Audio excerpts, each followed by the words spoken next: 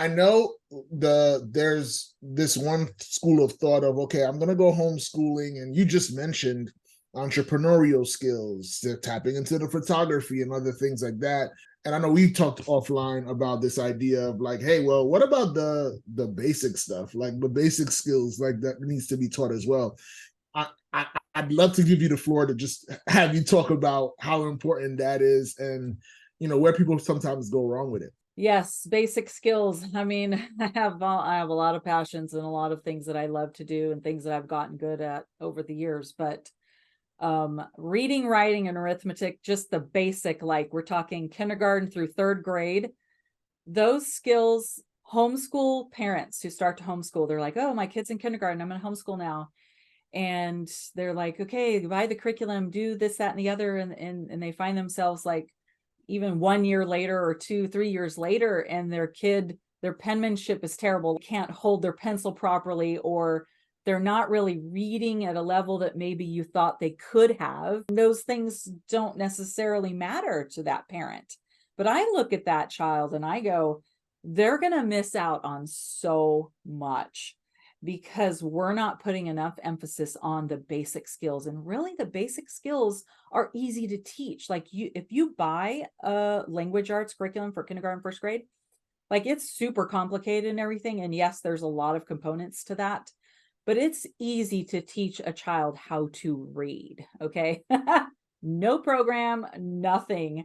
You just start with the sounds of the letters. You work into, 2 letter words, 3 letter words, and you move on from there.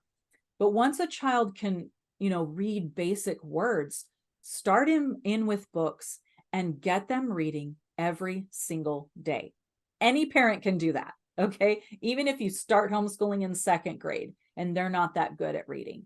Like I know so many kids who aren't that good at reading, in fourth, fifth grade.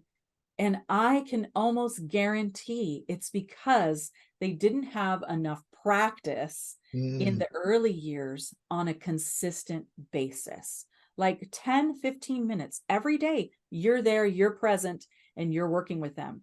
And I have this I've gone both ways. Like I have 2 children, I have a boy and a girl. My daughter is more, geared toward that reading and didn't need as much practice.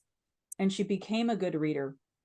But then my son, he struggled with reading. I get him in fifth grade, I mean, I have him and we get to fifth grade and I'm just like, oh gosh, you know, I have a master's degree in education, but that didn't matter because my fifth grader didn't know how to read very well. And I know it was because I didn't spend enough time with him where he could read out loud and really hear himself. So any parent can do that.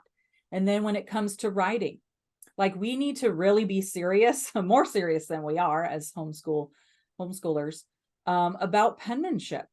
Getting a kid to hold their pencil properly. I mean, have you seen, you may or may not have, and you might even be that person, but they hold their pencil in these weird, awkward ways with all their fingers or just one finger. And it's just like, no, it's very simple.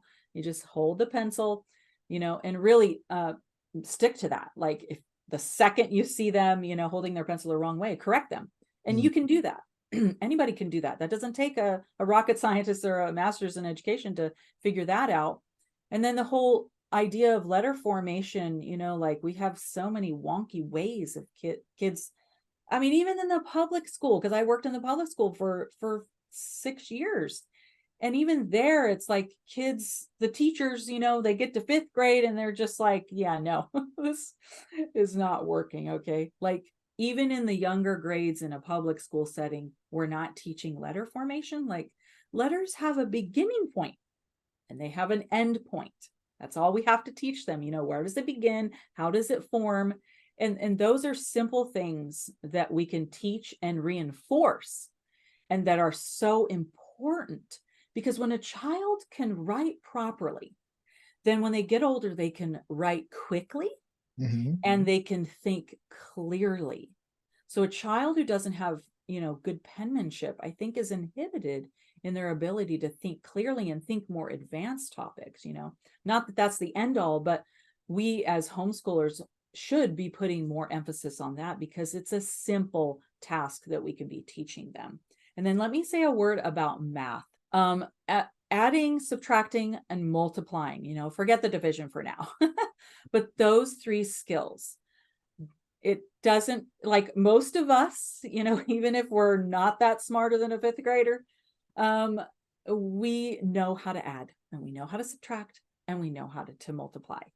So let's really put the importance on making sure that our kids are memorizing their math facts, and that they know how to add, subtract, and multiply with efficiency and with automaticity, because they're going to need more brain room to fit, all the other things that they're going to be learning. And if they don't have multiplication, they can't do fractions, or they can't do division very, very well. Fractions and division, long division, that's still elementary school. And you don't want to stunt your child's math abilities in fifth grade because they're not doing multiplication very well, or very efficiently, or very fast. When I was in public school, I hated my fourth grade teacher. They made me do long division over and over and over and over. And I think that set me up for success later on down the road with algebra. And I'm telling the kids that I homeschool now, I'm saying, you guys don't have your multiples down. You're in fifth grade now. So you're going to work on that until you've got them memorized. And this is your goal. I'm going to give you 2 months, and you're going to work on just that, because I can't even go on with efficiency until you've mastered that. It's got to be automatic. It's got to be quick. You got to be able to do so many problems in a certain amount of time. So, we can encourage our kids to just practice that. Like, give them a worksheet of those problems, give them consistently every day, and they'll be good at it. And set them up for success further on down the line with those basic skills.